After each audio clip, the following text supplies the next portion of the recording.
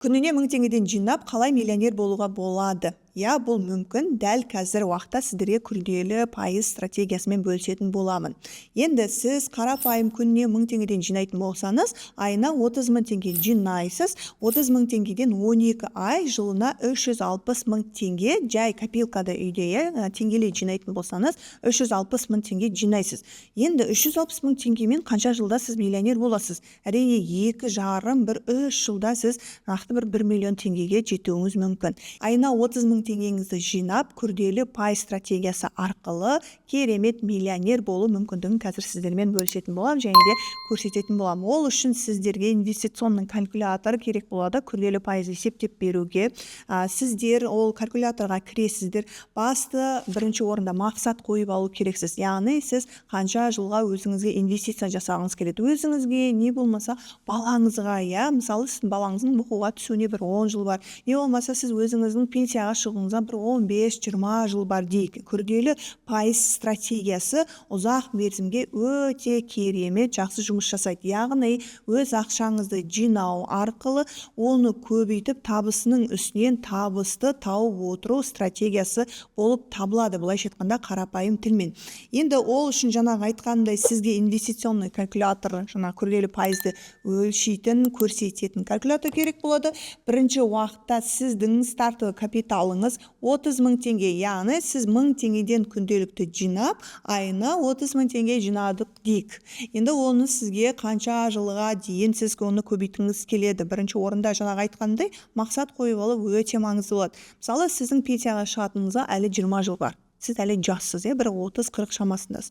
Не болмаса сіздің балаңыздың оқуына түсуіне жастайынан балаларға жасауға болады. 15 жыл бар, орта есеппен 15 жылдық алсақ болады. Яғни старты капитал деген жерге айына жинап отырған 30 000 теңгеңізді жазасыз. Ал жаңағыда инвестицияның уақытына орта есеппен қандай мақсатты, қанша жылды қойдыңыз, соны жазасыз. Қазір 15 жыл деп алдым.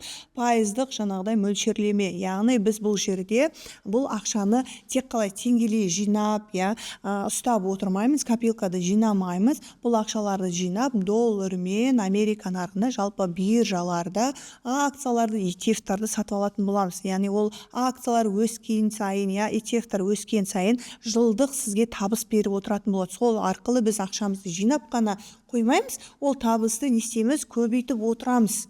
Яғни сол көбейту арқылы біз бірнеше жылда, мысалы 15 жылдықта қазір қанша миллион шығатынын көрсетемін сіздерге, сол 15 жылдықта бірнеше миллионның иесі болып шығамыз. Яғни пайыздық мөлшерлеме бойынша орта есепті жылдық өсім акцияларда 30%, минималды 30% деп алатын болсақ, ETF-тарда 25% деп алуға болады. Сондықтан қазір мен 30% деп нестейін жазайын. Біздің мақсатымыз өзіміздің тапқан ақшамызды шешіп алмай, сол табыстың үстінен табысты көбейтіп отыру, күрделі пайыз стратегиясының логикасы осында. Сондықтан біз ақшамызды шешіп алмаймыз, бірнеше жылда тапқан табысымыздың үстінен істейміз, қосымша табыс тауып отырамыз деген мақсатта жаңағыдай ақшамызды көбейтетін боламыз. Енді бұл жерде сіздің ай сайын салып отыратын ақшаңыз, және күнделікті 1000 теңгеден жинағанда бұл 30 000 теңге болады. Яғни сіздің ай сайын салатын ақшаңыз 30 000 теңге. Енді ары қарай осы бір суманы санап көрейік. Енді қараңыздар, басында біз күніне 1000 теңгеден жинау арқылы қалай миллионерге болуға болады деп айттық. Өзіңіз не болмасаңыз балаңыз. Бастапқы суммаңыз 1000 теңгеден күнделікті, ол айына 30 000 теңге. Олны копилкаға жинамаймыз, ол ақшаларға біз акциялар мен ETF-тарды алып отыратын боламыз. Сол старты капиталыңыз, қаласаңыз артық ақшаңыз тұрса, мысалы 500 000 теңгеңіз, 100 000 теңгеңіз жинап жүрген өзіңізге, балаңызға, артық ақшаңыз болса, старты капиталға қалаған суммаңызды сала берсеңіз болады. Бірақ біз ең минималды бір ай 30 000 теңгені жинап, күніне 1000 теңгеден, осы 30 000 теңге арқылы қалай миллионер болу жолын көрсетіп жатырмын. Старты капиталыңыз 30 000 теңге, срок жаңағыда инвестиция ақшаңызды көбейту сұрағы жаңағы қойып алған мақсатыңызға байланысты болады. Ол 15 жыл болуы мүмкін, 10 жыл болуы мүмкін, 20 жыл болуы мүмкін. Сразу бөлісіп кетейін, күрделі пайыз жаңағыдай стратегиясының ең жақсы жұмыс жасайтын жолы, ол неғұрлым жыл жоғары болса, соғұрлым сіздің табысыңыз көбірек болады деген логика жақсы жұмыс жасайды. 15 жыл таңдап алдым, және де ставка пайыздық мөлшерлеме жылдық ол 30% деп алды. Кемінде акциялардың 1 жылдық өсім көрсеткіші десем де болады. Жаңағы айтқандай күрделі пайыз стратегиясының логикасы тапқан ақшаңыздың үстіндегі табысты одан ары көбейтіп не күшейтіп отыру. Яғни біз жаңағы күніне 1000 теңгеден жинау арқылы айына 30 000 теңге жинасақ, сол 30 000 теңгемізді осы жерге тұрақты түрде акцияларды, ETF-тарды ай сайын алып отыратын боламыз. Және де біз енді осы бір суммамызды 15 жылдыққа күніне 1000 теңгеден жинаған ақшамызды есептеп шығайық. Қазір сіздерге күрделі пайыз калькуляторы, яғни есептеп беретін болады. Сіздің бүкіл 15 жылдықта күніне 1000 теңгеден, айына 30 000 теңгеден салып жинаған ақшаңыз, таза жинаған табысыңыз ол 5 400 000 теңге. Бұл сіздің өзіңіздің күнде 1000 теңгеден жинап, айына 30 000 теңгеден салып отырған таза жинаған жиыныңыз бол. Ал сіздің табысыңыз 98-де 131-де 300 миллион теңге. Бұл сіз күніне 1000 теңгеден жинап, айына 30 000 теңгеден салып, акцияларды, ETF-тарды алып отырғаннан кейін сол акциялар мен ETF-тардың өсімінен түскен пайда болып не істейді? Табылады.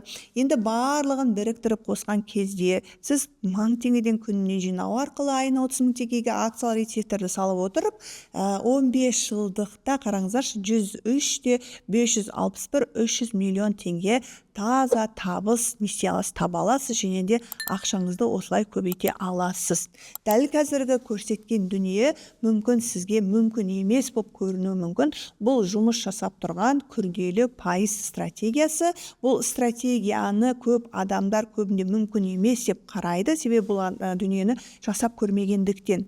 Дәл қазір сіз күнне болмақшы кетіп жатырған 1000 теңгені жинап, айына 30 000 теңгеден кемі өзіңізге, балаңызға, Америка нарығына, жаңағыдай құнды қағаздарға арзаннан алып қоятын болсаңыз, және ETF-тар алып қоятын болсаңыз, сіз копилкада жинағаннан көрі не істейсіз? Нарықта ол ақшаларды қосымша көбейте алатын боласыз. Жинаған ақшаңыз үстінен табыс алып келіп көбейтіп отырады, және де бірнеше жылдықта сіздің мақсатыңыз 15 жылдықта мысалы керемет пенсияға шығу, не болмаса өте үлкен қорды, миллиондаған ақшаларды балаңызға жинап қою керек болса, сол мақсатта жинаған болсаңыз, осы бір мақсатыңызға осы күрделі пайыз стратегиясы арқылы жасай аласыз, және де бұл әрине мүмкін. Дәл осылай, қалай халал түрде Америка нарығынан күрделі пайыз стратегиясымен не болмаса акцияларды арзаннан алып қымбатқа сатып, ақшамды босқа копилкада жинап, құртып алмай, қалай көбейтсем болады, қалай инвестиция жасауға болады деген жолдармен танысқыңыз келсе, білгіңіз келсе, мен 3 күндік мини курсымда сол туралы толық ақпарат бердім. Осы видеоның соңында ссылка тұр, соған өтіп қатыссаңыз болады.